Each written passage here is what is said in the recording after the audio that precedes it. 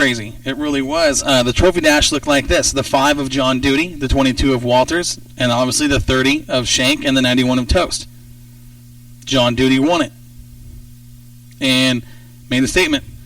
John Duty's got some seat time, though, in that new car. No, not really. No? Not really. Not since Arizona when they got the car put back together. Oh, that's right, because he did wreck it down in Arizona. Right. So he shows up with Willamette, first time of the year, wins the dash. And I'm going to tell you something about the engine in John Duty's car.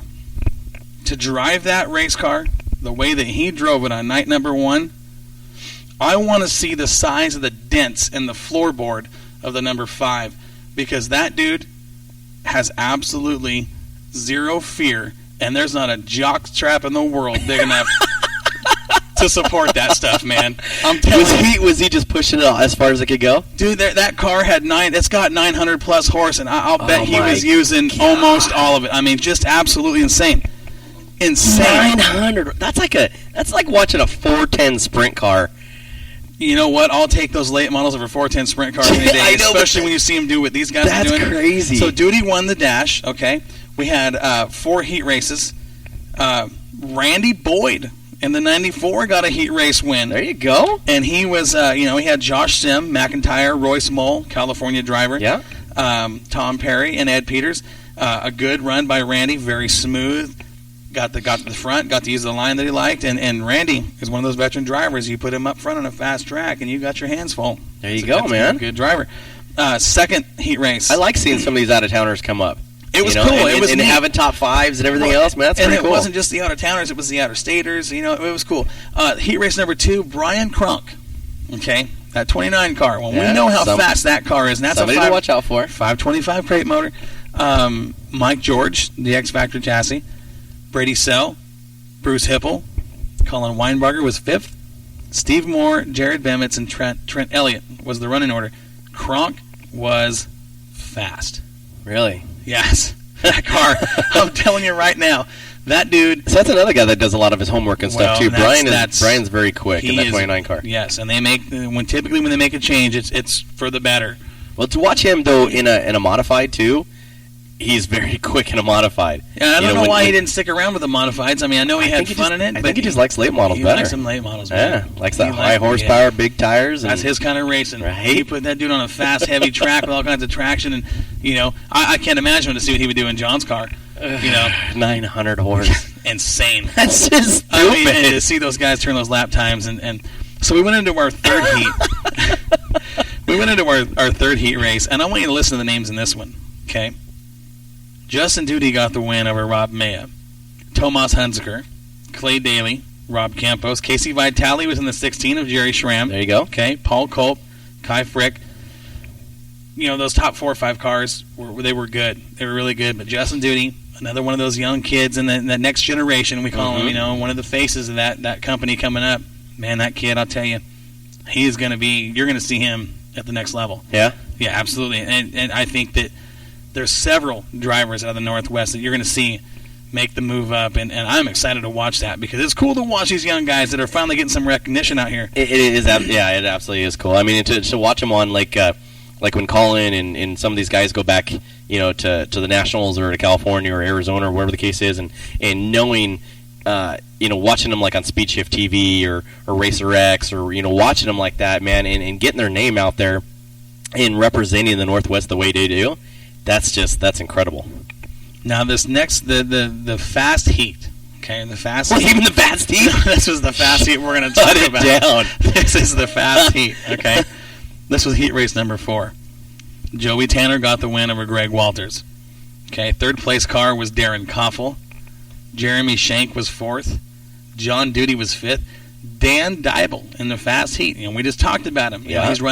He's running. I mean, if there's a race car or a class on the track, you can see that 74. He's out there all the time. Another guy that brings multiple race cars, just having a good time driving. Tony Tost was 7th, and Kyle Yack in the 8th spot. That was night 1 for heat races. And then what happened in the main event, my God, I'm telling you. John Duty. John, if you're listening, man, I have got to tell you, I just don't know how you guys do what you do. He breaks out of traffic, You know, it gets up to the high side where John likes to run. He's bringing that thing in, and he's high, wide, and handsome, baby. He's on the top right rear in the cushion, and he's running away. Right. He's running away. Then the 37 of Maya breaks out of traffic, starts to reel him in a little bit. I'm thinking, oh my God. I mean, these guys, you want to show, watch them. Watch them on those track conditions where it's fast up top, and I don't know how they don't knock the wall down. It's absolutely, it's insane to watch these guys do it. So, you know, John's up front running, and he makes contact with the wall, and at just about the apex of 3 and 4, kind of smacks the wall, sparks fly. That's traction control.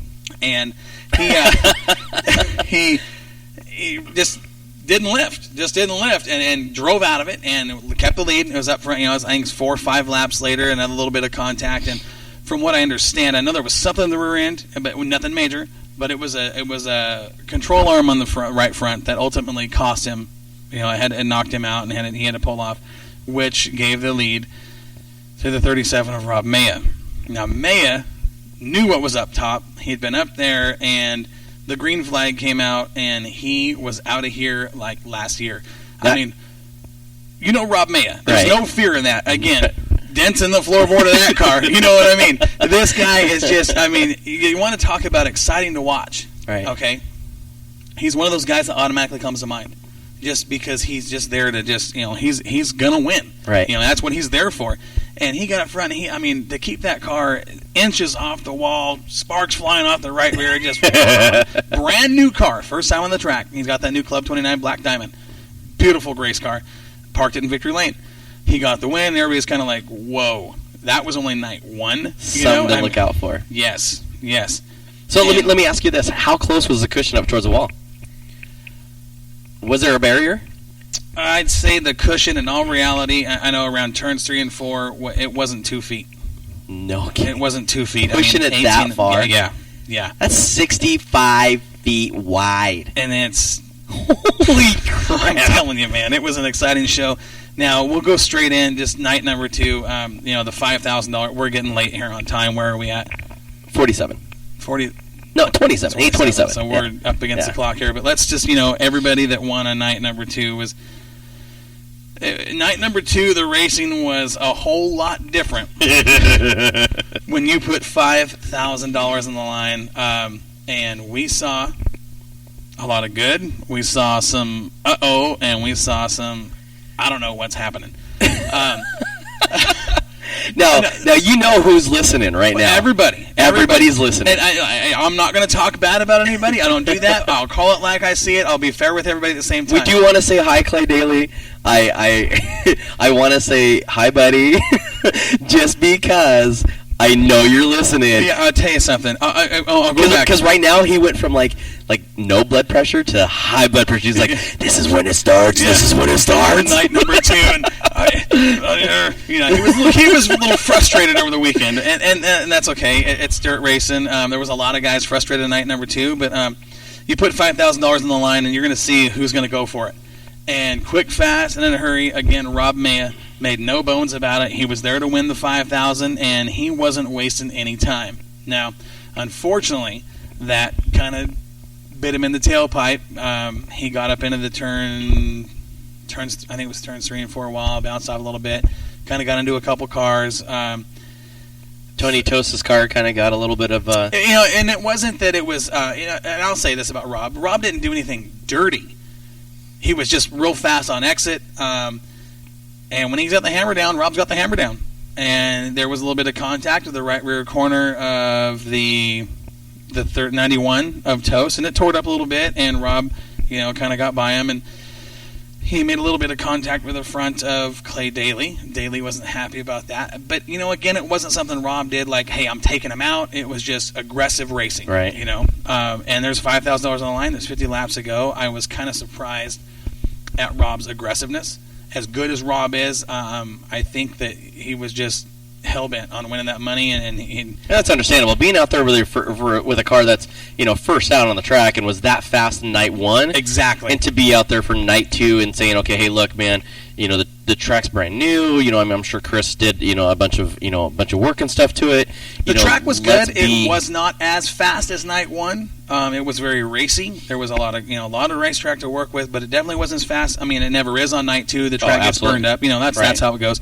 But before the feature, okay, now we got Mike Patterson up there. And we're talking. And I said, all right, Mike. I said, this is Willamette, $5,000 on the line. I said, tell me who's going to walk out of here with the big check and the cash. He says, I'm going with my boys out of California. It's going to be Toaster Daily. Who wins this? Adam Passmore's in the box with me. Adam and I look at each other. I look at Mike and I say, yeah, I don't know if that's going to happen tonight, Mike. But you already knew Mike was going to go for the California guys. You already knew he was. Absolutely. Like I probably would, Of course, we went down there. Well, and it's not about being favoritism. It's just going with what you know. Right. It's about going with what you know. Right. And long story short, green flag. Oh, before the green flag comes out, I look at Adam. Oh, Adam says, he asked me, who do you think's going to win? I'm looking through the field, and I see the third row. Third row is John Duty and Rob Mann. I said, man, $5,000 on the line, 50 laps. I don't know who's going to win, but I'll bet the winner comes out of the third row. Now, that's pretty good odds. I mean, that's kind of stacking it in my favor, right? Right. I look at Adam. I said, who's going to win, Adam? Adam goes, it's not going to be anybody in the third row. I said, well, who is it going to be? He goes, look a little farther back. I said, okay, Trevor Glaser driving Darren Koppel's 46. I said, you're taking that 46 car with Trevor in it. He says, look a little farther back. I said, what? What? You're going that deep in the field? And I looked towards the back of the pack, and starting, I think he was 15th. I think he started 15th, was Jeremy Shank in the 30 car. I looked at that, and I saw that, and I thought, dry slick racetrack, one of the best around, Jeremy Shank. I mean, it's a big call to go that deep in the field against that fast of a crowd. Adam called it, and Jeremy drove a race that was, I don't want to say perfect, but darn near perfect. I mean, he went through the field patient, Jeremy. Absolutely. Smooth, Jeremy. And he got that sports car hooked up on the bottom, and man, oh man, if he didn't start picking cars off, and he got to the front, and he got the lead, and once he got the lead, well, and it wasn't that he got the lead, he earned the lead because he caught Walters, who was leading. And I'll tell you about Walters in that 22 car Shrimp. Mm-hmm. I'll tell you, for a while there, I thought, yeah, he might park that thing in Victory Lane here. I mean, he was Walters, who doesn't run Willamette on a regular basis anymore. He knows that track. He pops in and out, and he's always fast. You know that. I mean, he's just always fast, and whenever he wins or runs, he led for a long time. And when Jeremy caught him, those two dudes went side by side, and it was like going back to '98 in the Super Sport class. I mean, these guys went side by side with Shank on the bottom, Walters in the middle, and to Walters' credit, there wasn't a whole bunch of traction there in the middle. I mean, this track was burned up. It wasn't a whole bunch of traction. He's running the middle groove. Jeremy worked him on the bottom, showed him color. They went door handle to door handle for 10, 12 laps before Jeremy actually got the advantage in a turn two. And then once he got the advantage, he was able to hold his line and be smooth, get to the front, put a couple lap cars, and then he started putting distance between them. And he parked that number 30 Swartz in Victory Lane. And the look of relief on Jeremy's face when he climbed out of that car was like, oh, man, did that just happen? I mean, so speaking of, I mean, we're talking about Jeremy Shank and stuff. We actually have him on the phone right now. We do. Hey, Jeremy, how you doing, buddy? Pretty good. How you guys doing?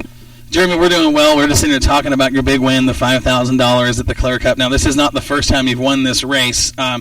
We were talking about the battle with you and Walters and starting so deep in the field and having your work cut out for you. When you caught Walters, I mean, you guys were just side by side, and it was just a race of the ages, especially in the late model division for the big money. Let's talk about that particular race, and we talked about it in Victory Lane, but not a lot of people got to hear you. Let's talk about that race and the win and what it means to you and how you got that job done. Yeah, I mean, that was a great battle between me and Greg. It was a lot of fun being able to race side by side with him again. We don't get to race much anymore with each other. We both don't race as often as we used to, but kind of brought me back, 16, 17 years ago, and we used to do that back in the day at Willamette, but had a good car.